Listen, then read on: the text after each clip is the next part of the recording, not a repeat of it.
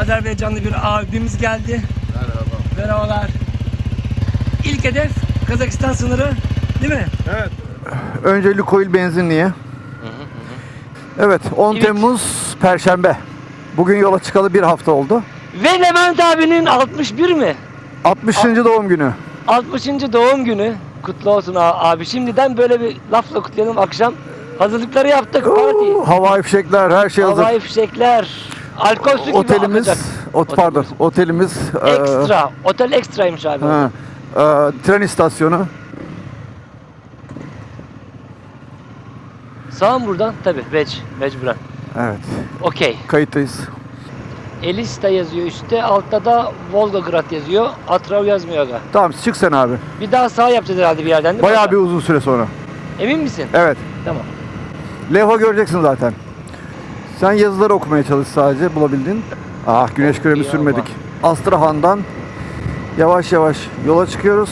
Tabii GPS tamamen kayıt dışı olduğu için mesela yükseklikte şu anda 1900 gösteriyor hocam. Hava sıcaklığı sabahın 8'inde 34 derece.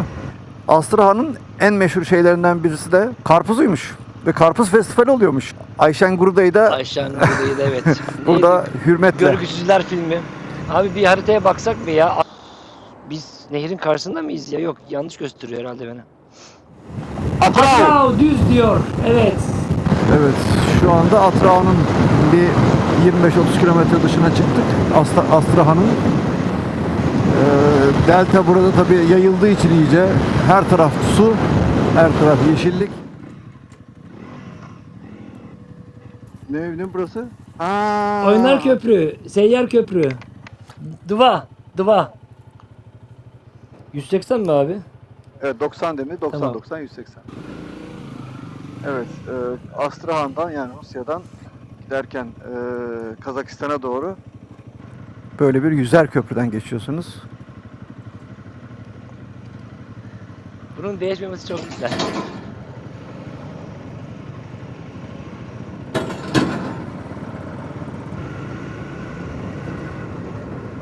Nehir seviyesine gitmek çok ilginç değil mi? Suyun üstüne gidiyoruz ya. Evet. Çok ilginç ya, bu çok ilginç. Bak, bu dünyada örneği olmayan bir şey.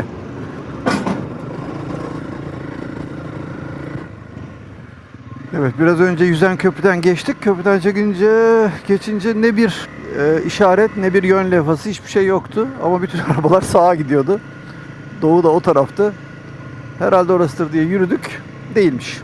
50 metre sonra uyandık. Köyün içinde Hala döndük. sağa gidiyorlar. Kazakistan sınırındaki sevimli bir Rus köyünden geçerekten klasik işte doğalgaz veya ısınma boruları böyle tepelerden geçiyor. Çok güzel tahtadan Sibirya evleri. Yok. Şuradan. İyi mi? Sana da yer bıraktım. Bak, bir öncekinden sen gir. Evet Kazakistan Rusya'dan çıkışımızı kısa bir sürede yaptık.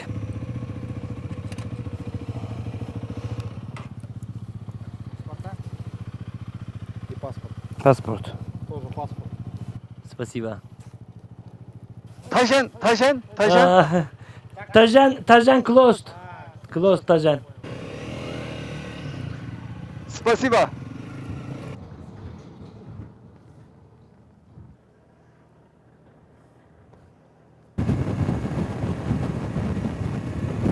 Selamünaleyküm. Abi nasılsın? Sağ ol abiyim, sen nasılsın? Nasılsın? Yaxşıyım sen? Abi sen kardeşin orada. He. Gideyim. Yaxşıyım sen? Oskan ün verdi mi? Evet. Senin adın? Evet. Şükran. Rahmet. Abi nereden? Hoş geldinizler. Sohbet ettiler mi seninle de? Aynen. İsmimi okudu falan. Ne oldu? Vallahi bilmem. Kadına soruyor. Ben seni bekleyeyim dur. Bak bu teyzeler çok maskeli falan para satmaya çalışacaklar. Hocam bekle. Bekliyorum. Evraklar ortada kaldı benim. Bekliyorum. Şuraya park et geliyorum. Para bozacağız mı bu teyzeden? Bilmiyorum ki ben abi. Bilmiyorum. Şuralarda Şimdi mı hala oluyor? işte buralarda her tarafta bozduracağız. Şimdi sigorta. Tamam dur. Niyet Baruski. Türkiye. Türk. Türküz Türk. Evet şimdi Kazak sınırını geçtik. Teyzeler geldi. Dolar bozduruyoruz. 100 dolar. 51.500 dediler. Güzel. Gayet güzel.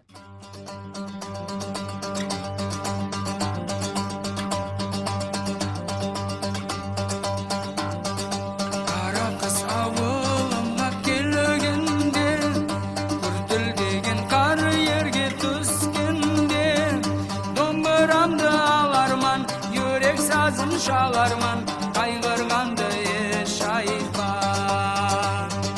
Domburamda alarman, yürek sazın şalarman, kaygırganda yaşayıpan. Dombura sazın eskin ataylar, manesini ezbergin anaylar. Eskinini oy verip Aleykümselam. Yarım saatte saat 7'yi 10 geçiyor. Atro'ya hoş geldiniz yazıyor altında da zaten. Atro'ya geldik. Kazakistan'daki ilk durağım. Zor bir gün demeyeceğiz ama sıcak bir gün oldu. Ben biraz rahatsızım. Onun bir böyle bir öksürüyorum zaten. Bir ne diyeyim halsizliği var. Yeni yol yapılmış. Asfalt iyiydi. Asfalt F1 pisti gibi. Saat 8'e çeyrek var. Evet, Atrao'ya şu anda giriş yapıyoruz. Deniz seviyesinden 26-30 metre Evet. civarında. 8'e çeyrek kala Eksi. eksi. 8'e çeyrek kala gittik. Hava sıcaklığı 37 derece. Atrao 1645 yılına kadar burada göçebe halklar yaşıyormuş hocam. Evet. Sonra bir Rus tüccar geliyor, Guriev diye. Geliyor bu kenti kuruyor burada ticaret yapmak için. Özelliği Atrao'nun Asya ile Avrupa'yı birbirinden ayıran Ural Nehri'nin buradan denize dökülmesi ve onun deltası üzerinde kuruluyor Atrao'da. Sonra bu şehrin adı Guriev oluyor tabii ki o kurduğu için. 1992 yılına kadar Atrao'nun adı Guriev olarak kalıyor. Kazak Sovyet Sosyalist Cumhuriyetler Birliği zamanında bile. Ne zamanki bağımsızlarını kazanıyorlar, Guriev'in adını Atrao olarak değiştiriyorlar. Ağırlıklı olarak petrol endüstrisi ve balıkçılık. Tabii ki delta üzerine kurulduğundan şehrin ana geçim kaynakları bunlar hocam. Ural Nehri de Ural dağlarının aynı hissasında. Aslında hani Ural dağları da Rusya tarafında ne o? Asya ile Avrupa'yı ayırıyor. ayırıyor. Burada da onun nehri Asya ile Avrupa'yı ayırıyor. Daha sonra da Ural Nehri'ni geçeceğiz. Kazakistan inanılmaz gelişmiş, inanılmaz ama ya. Şimdi resmen şey mi değiştiriyoruz, kıta mı? Evet şu anda Welcome to Asia, welcome to Europe. Avrupa'dan Asya'ya Parka bak. geçiş yapıyoruz. Ha bir de burada nehirleri tabii deniz gibi kullanıyorlar. Plajlar var, böyle Plajlar bayağı kum var. getirmişler. Şezlonglar, insanlar denize giriyorlar mayolarıyla falan. Peki sen bilirsin. Nasıl yani? Evet, bunun arkasında. Ha, iyice girelim mi sen? Merhabalar. Atrao'dayız, Kazakistan'dayız. Tarihi söylememe gerek var mı bilemiyorum ama çünkü niye? Nerede vodka? İşte vodka. Bu anlatır her şeyi. Kafanı dikkat et. Evet, vodka varsa yine geçen 2 sene önce aynı gün Severobaykal yok. Hayır. Hani. Çok pardon, ben çok hastayım. Yani cidden zaten sesten böyle güzel. Hani'deydik. Aynı kutlamayı yapıyorduk. Abi yaş günün yeni yaş Ama kutlu vodkayı olsun. Rusya'dan aldık. Tabii. Vodkayı Rusya'dan aldık. Evet. Sevdiklerine güzel bir yaş diliyorum. Bir de- Keyifle gezeceğin, sevdiklerinle birlikte olacağın, mutlu olacağın bir yıl. İnşallah. 58'i Rusya'da yine kutlamıştık. Hani de orası hani neydi? Bam'ın Kalesi denen yerdeydi. Güzel bir kutlamaydı. 10 Temmuz 2023 Hani'den selamlar. Böyle bir ufak bir dizayn yaptık. Bunu niye yaptık? Bugün Levent abinin yaş günü. 8. 57 bitmiş, 58'e giriyor. 58 bitmiş 59'a giriyor arkadaşlar. Nice mutlu güzel yaşlıları olsun sevdikleriyle. Hep böyle güzel geçsin. Çok güzel bir gün. Bu sene de yine bu coğrafyaya nasip oldu. Yani Rusya ve Kazakistan olması önemli değil. Ve en sevdiğim şeylerden bir tanesi de doğum gününü yolda kutlamak gerçekten güzel bir şey aslında. Tabii. Yani Güzel bir gezgin, anı- gezgin ruhuna uygun düşen bir şey. Doğum gününü sürekli oturduğun yerde değil de. Bu coğrafya benim hep hayalimdi. Motora başlama sebeplerimden bir tanesiydi. Yavaş yavaş onları da gerçekleştiriyoruz işte. Güzel bir Fransız atasözüyle bitireyim madem. Ne demişler? 50 yaş Gençliğin yaşlılığı, 60 yaş yaşlılığın gençliği. Aslında ikinci gençliğini yaşıyorsun. Evet. Umarım yine güzel bir gençlik yaşarsın. Hadi bakalım. Nazdravya. Nazdrovya. Şu anda çok önemli bir noktadayız. Atrau kentinde Ural Nehri. Coğrafi olarak Asya ve Avrupa'nın net olarak ayrıldığı yer. Güzel bir kent ama çok düzenli. Geniş caddeleri var. Durum böyle.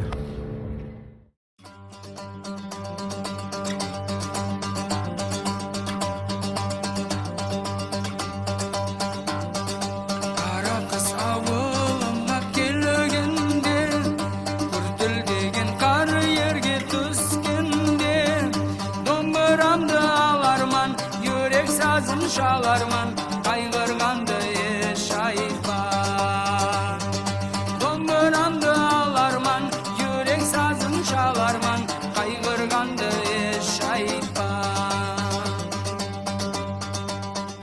Alayım aldım yapmaz. Yaptı da. Aktobe. Oktober. Yaptı be.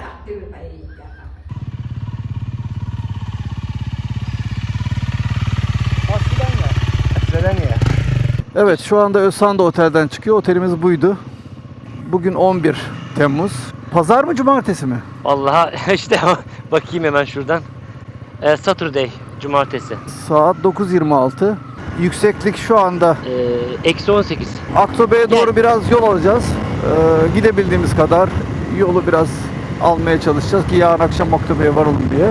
Gördüğünüz gibi bu da tipik bir Sovyet dönemi mimarisi, rahat görünüyor. Cumartesi bugün, Perşembe geldik. Bayağı kötüydüm ben. Boğazlarım şiş, balgam çıkartıyorum. Üst alt geniz akıntım var. Solunum yolu. Dün dinlendik, yola çıkmadık. İşte vitamin takviyesi, Ibucold falan filan. Bayağı toparlamışım. Ben bu kadar çabuk toparlayacağımı sanmıyordum. Toyota Camry bir tane de önümüzde gidiyor. Çok fazla yani. Arabaların %50'si diyebiliriz. Evet. Bir gün dinlenmenin verdiği enerjiyle böyle aslanlar gibi saldırdık. Yola çıkalı bir 20-30 kilometre oldu. Kazakistan stepleri, çöllerine daldık. Sonsuz. Müthiş. Evet, yani 620 kilometre böyle. İlk hedef olarak Aktobe. Tabi oraya varmayı planlamıyoruz. Evet, burası çok büyük bir gaz ve petrol üretim sahası. Tesisler şu sol tarafta da her tarafa yayılmış durumda. Yol ve asfaltı bayağı düzgün. Beklediğimizden düzgün.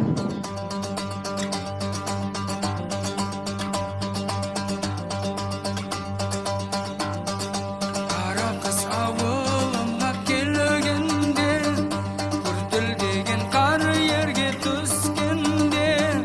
Domburamda alarman, yürek sazın şalarman, kaygırganda yaşayıpan. Domburamda alarman, yürek sazın şalarman, kaygırganda yaşayıpan. Atrau'dan çıkalı 200 kilometreyi biraz geçti. Kafe işareti vardı durduk ama kapı duvar. Kapı hatta demir duvar. Kapalı. Neyse durmuşken hazır gölgede bulduk. Dinlendik biraz, su içtik. Yolda da gerçi içiyoruz. Hava 38,5 derece. Bir sürü deve görüyoruz yolda sağlı sollu. Bir sürü at görüyoruz. Taylar. Taylar çok şirin. Yarın saatle yarım Aktobe'ye varır mıyız çok emin değiliz ama gidiyoruz ya gidebildiğimiz yere kadar. Bir hedef koymadık kendimize. Evet, böyle sonsuzluğun ortasında taraftaki köyler görüyoruz.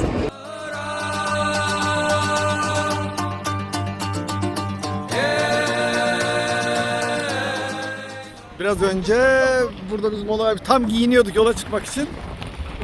Gudavri'de Stefan Mesleğe tırmanırken tanıştığımız Baran, Nazmiye tekrar karşılaştık. Özhan gördü hemen tabii. Zaten bekliyorduk da arkadan gelecekler ama nerede gelecekler?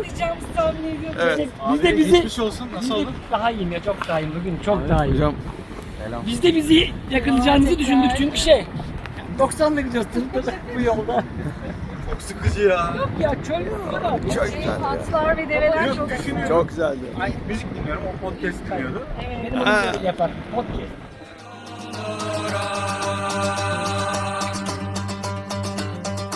Moğaydın kaygı sansız gününde, Batırlar yıklamagan tününde,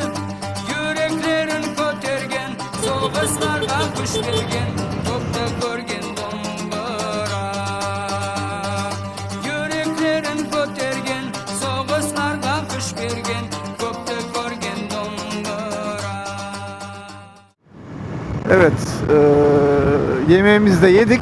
Aktobe içerisinde kısa bir turdan sonra otelimize doğru, yani yer olduğunu düşündüğümüz otele doğru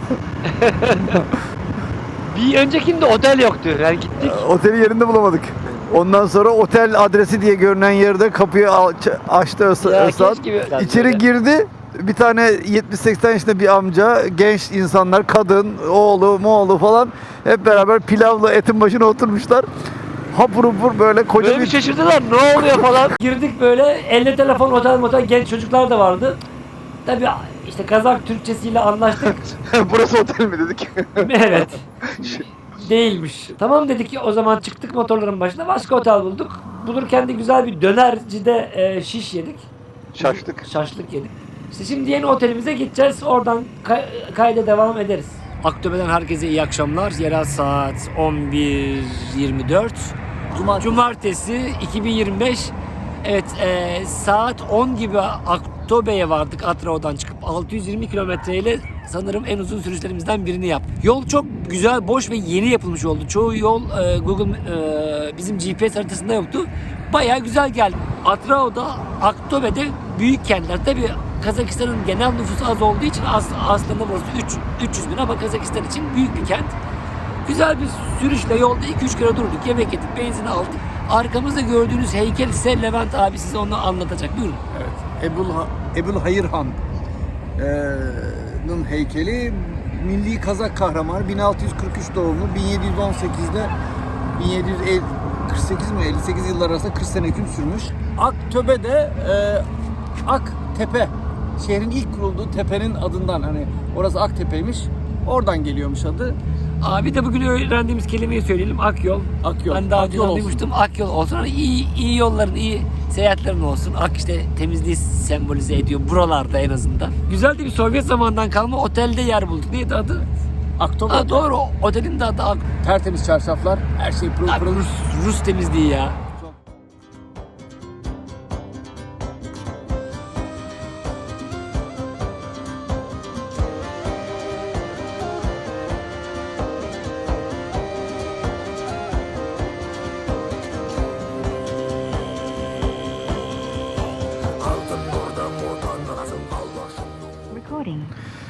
Evet. Tamamız hocam. Tamam. Günaydın. Günaydınlar efendim. Önce girişi ben yapayım, devamını Hadi. Özhan yapacak. Saatimiz 10:12. Kazakistan'ın Rusya sınırına yakın Aktobe kentinden yavaş yavaş yola çıkıyoruz. Aktobe Otel'den.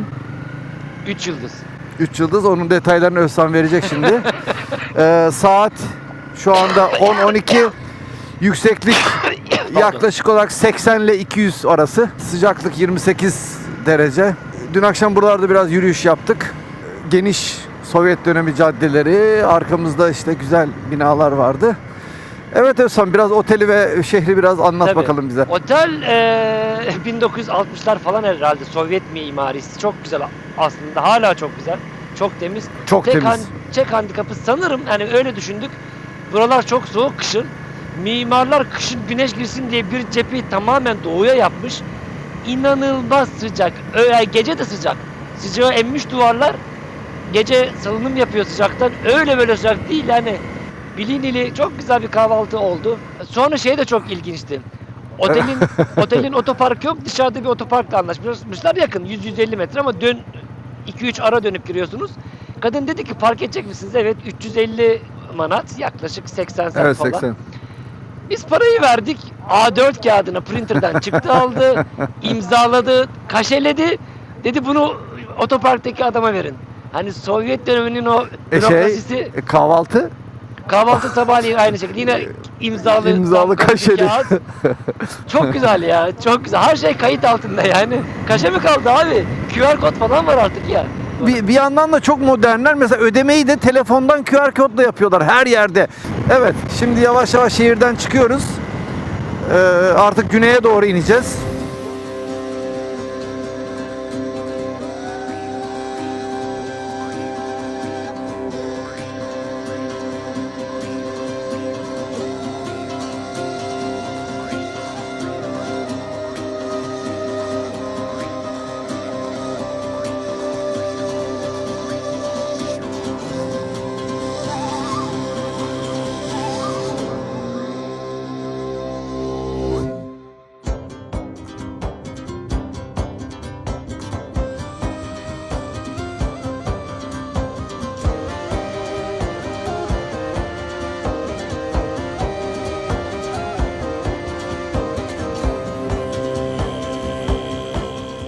önümüzdeki giden kamyonun da dorsesi krone.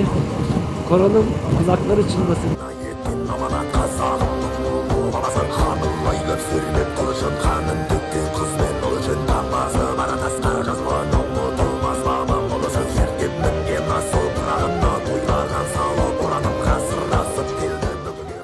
Çok yoğun bir tır trafiği var. Burası başkentten işte ya da... Evet, ayın 13'ü bugün, Temmuz 13 2025 günlerden pazar.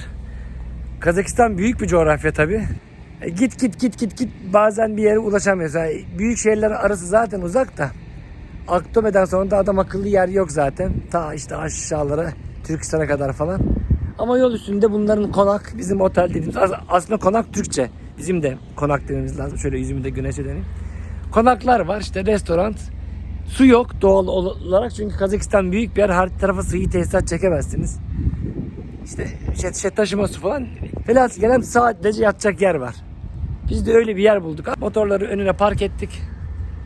Örteriz, işte temizliklerini yaparız. Zincir falan. Bu gece buradayız nasip olursa. Biraz da erken durduk. Sabah belki biraz da erken kalkar gideriz. Türkiye coğrafya. Çiğ börek tabi patatesli yapmışlar. Olsun, Benim olsun. canım pek iyi mi la? Ben de bir tane. Çocuk abi, İki tane. Günaydınlar. 14 Temmuz 2025 Pazartesi saat 10'a 20 var. Yerel saatle. Dün çokça fotoğrafında videosunu çektiğimiz bu şirin güncel İpek Yolu kervanı, adı da İpek Yolu kervansarayından çıkmak üzereyiz. Levent abi motoru hazırlıyor. Ben hazırladım. Bugün hedef Baykonur. Heyecanlandırıyor bizi. Ulaşabiliriz. Biraz geç ulaşırsak da yarın gezeriz diye düşünüyoruz. Akşam ulaşırsak akşam gezeriz. Hava çok geç kararıyor burada ama belki kapanabilir. Hava sıcaklığı kaç derece abi? Şimdi 28 gösteriyor. 27. İşte 28 derece hava sıcaklığımız var. Su yok ama sorun değil. Güzel bir yumurtayla karnımızı doyurduk. Şimdi çıkacağız yola. Yolda görüşürüz. 14 Temmuz Pazartesi. Saat 10.04. Sıcaklık 29 derece. İrtifamız nedir hocam? 102 metre. Evet. Bu maceranın Küba kafesi de burası diye düşündük. Çünkü hakikaten hiçbir şey yoktu. Bugün biraz hafif bulutlanma var ki bu da iyi. Çok güzel görsel şölenler sunuyor. Yola baksana ya. Evet. Toyga kelgen nagayın, domburamday alayın. Atada sürü saltымен termeli benge salayın. Kuvanışına ortak bulup kızığına kanayın. Kızmet etip kalmayın, toy kızığın şalkatıp tаңды таңға şalgayın. Yekide жақсы uy bolgan, şahsadың aklek toyuna, ақ тілекті қой арнайын.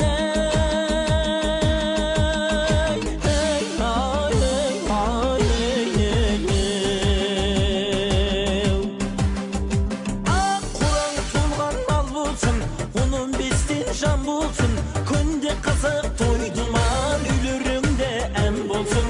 Dostumuzun köp olsun, düşmanları çok olsun. Samanları şart bulup, taslar kalak tok olsun. Onun müsöp bay bolsun, kolunun müsöp tay bolsun. Kızlarınız kalakta, şultoz bolsun, ay bolsun. Tuğu türlü... Gölgeye gel, gölgeye çok sıcak. Şuradan dön gel. Devam edecek herhalde. Oturuyorduk. Biz de burada oturuyorduk. Biz uyuduk. Uyudunuz mu? Suyuz böyle bazen.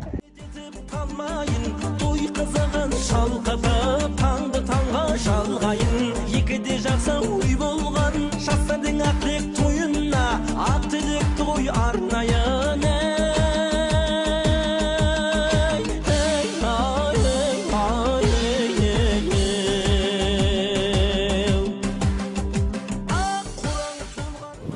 Evet, Baykonur'a yaklaşık ayrımına 3 kilometre kaldı. Kasabasına da 9.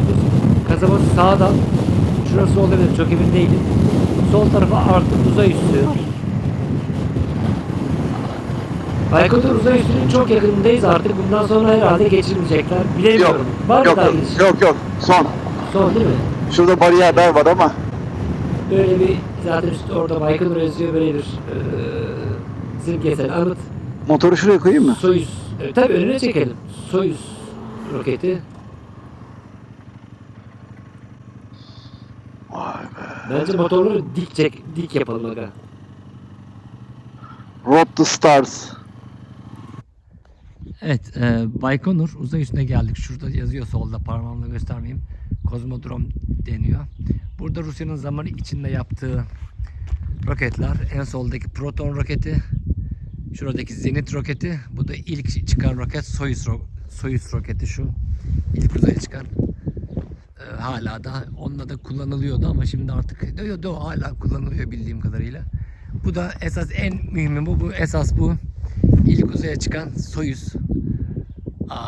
İşte o Amerikalıları korkutan sinyal gönderip zamanındaki antenler. Bu da öyle yine bir başka anten şu. Burada olmak güzel. Evet. Baykonur uzay üstünden, cidden uzay üstü, şaka değil, ayrılıyoruz. Kaç yıldır görmek istiyordum. Kaç yıldır. Bak şeyler soldan gidiyor. Yok ya, bize bir şey demeyecekler. Ha, dur, bunlar kimlik gösteriyor herhalde ya. Hello. We are from Turkey.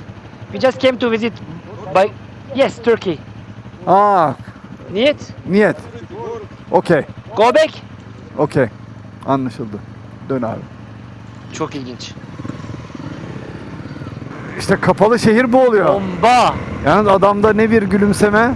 Hiç ben bir yavşayamadım bile yani, hani vik bile edemedim.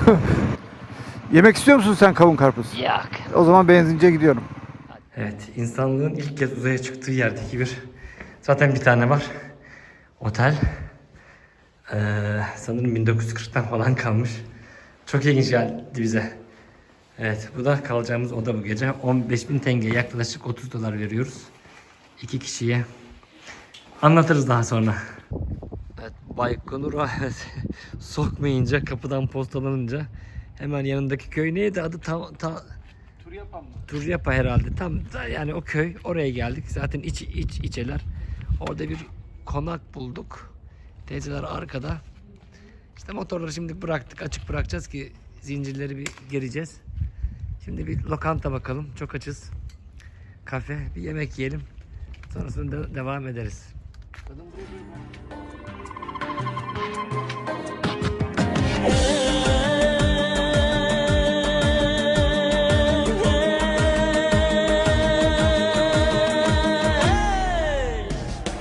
Toyga kelgen nagayın, domburamday alayın.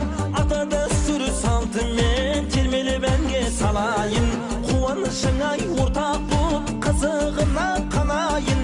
Kızmet etip talmayın, toy kızığın şalkatıp, tаңды таңға şalgayın. Yekide jaksa uy bolgan, şahsadın aklek toyuna, ak tilek toy arnayın.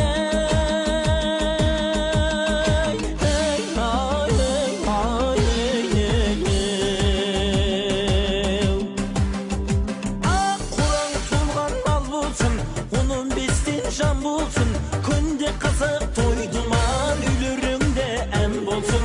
Dostuma sen köp olsun, düşmanlara çok olsun.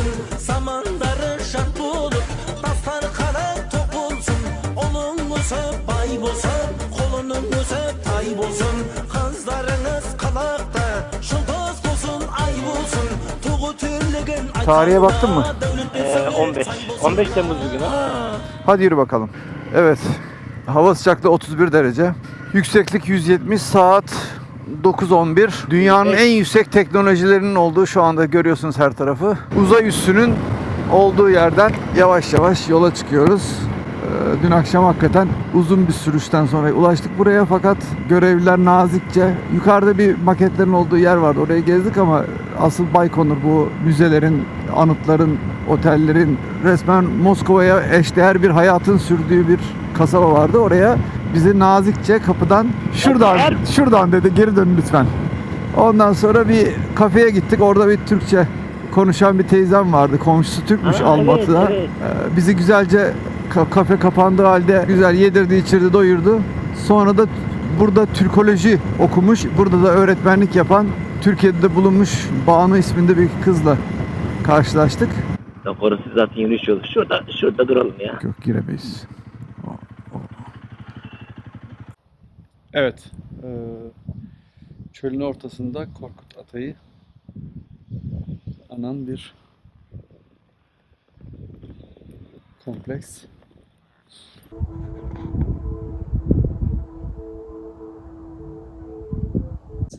Evet, sabah Baykonur'dan çıkalı daha bir 50-60 kilometre oldu. Çölün ortasında giderken, ki biraz sonra belki gösterecektir nasıl bir yerde olduğumuzu. Korkut Ata, Kazakların deyimiyle, bizim deyimimizde de Dede Korkut. Şimdi dışarıdan çekeceğim. Kule yapmışlar. Kuleye giren rüzgarlar bir şekilde şuradaki görülüyor mu bilemiyorum. Evet, borulardan çıkıp kopuz sesi veriyor daha sonra. Evet, Dede Korkut'un anıt kompleksi. Evet, ten ayrıldık. Çok güzel ağırlandık. Müzesini de gezdik. güzel yapmışlar. Güzel yapmışlar. Yapsınlar zaten. Evet, şu anda Seyun Nehri'nden geçiyoruz. Kazak-Özbek sınırına paralel gidiyor. Güney-doğu yönünde.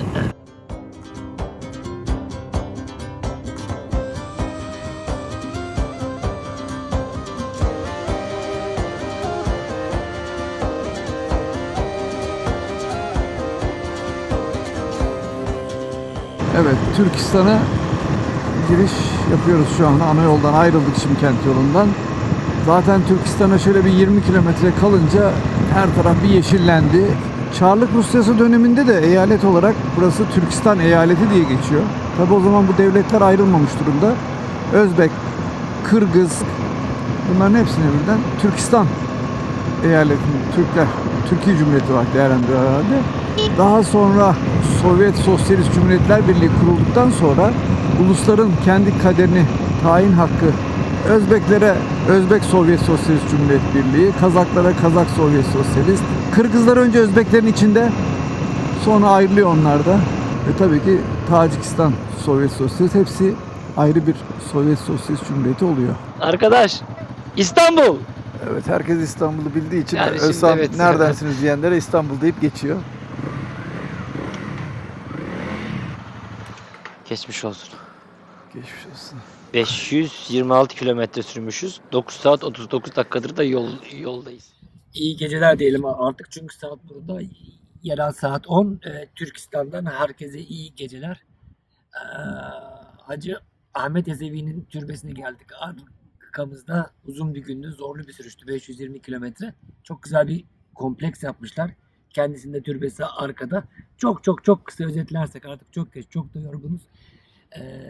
Ahmet Yesevi Türklükle tasavvufu birleştiren zat aslında. Yesevilik tarikatının da kurucusu. Türklüğe evet tasavvuf öyle de denebilir. Kendisinin hizmetleriyle gelmiş. Ondan sonra o kendinden sonra gelen birçok kollara da öncülük etmiştir. Bu yüzden Türk dünyasında da yeri önemlidir. Bin yüzlerde yaşamış. Yani yaklaşık 1000 sene önce.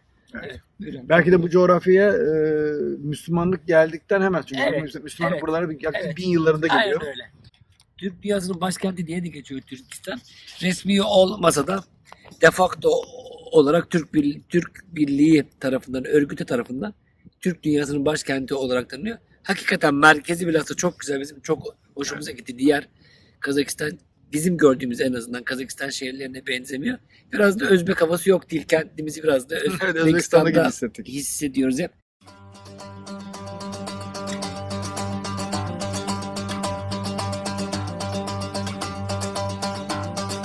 Kara kız avılıma kelgende, kurtulduğun kar yerge tüskende.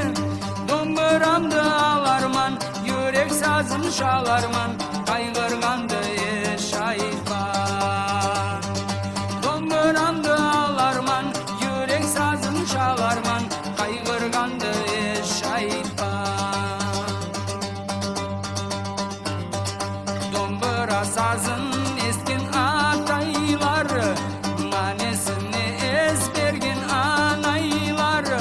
Eskinini oy verip, yüreklerge ses verip, göz yastı kızganmazlar.